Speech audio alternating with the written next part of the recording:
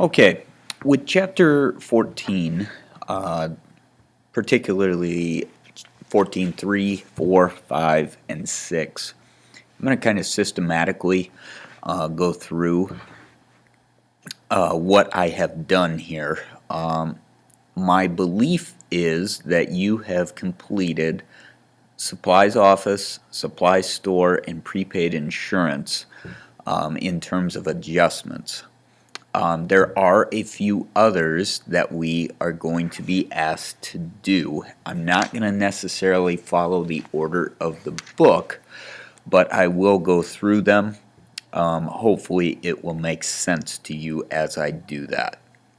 The first transaction or the first adjustment that I am going to go through is merchandise inventory.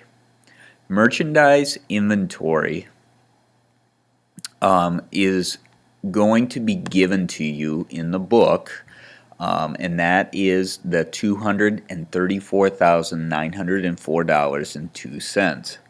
Basically, what we are saying here is we started the year with $248,752.25 in merchandise inventory.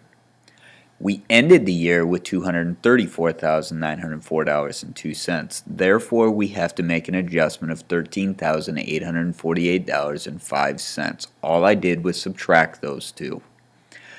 The corresponding account, which is often the most confusing thing for people to understand for merchandise inventory, is actually going to be income summary.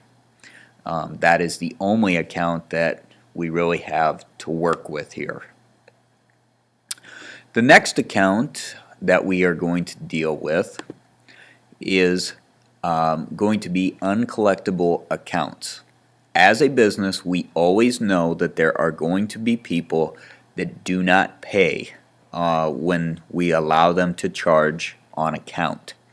Therefore, we always have a percentage of a certain amount that we go by each year. It might be 1%, it might be 0.5%, it might be 2%. Therefore, as you can see, we have been given that we are going to have $424,000 sold on accounts, and we are going to say that 0.5%, 0.5%, are going to be uncollectible. So we do the calculations, 0.005 times 424,000, and that's where we get 2120. And that is a credit because it's an allowance. The corresponding account for that for 2120 is uncollectible accounts expense. That is an expense the company has to absorb. And every company knows that they're not going to collect all that money. And then the last two things, which are given to you in the book, and I know there's a step, and I believe it is in 14.5, where you calculate depreciation. You really don't have anything to do with that. That's the 14.5 section here. I'm not going to worry so much about it because there's nothing that really is important about it right now. It is going to come back in a later chapter. Given to you in the book is the accumulated depreciation for office equipment. That is 6120. So that is a credit. We go down, and the depreciation expense office equipment is 6120 debit. Next one, depreciation. Accumulated depreciation store equipment is given to you in 14.5. That is 5060. So we go down again. Depreciation expense store equipment is 5060.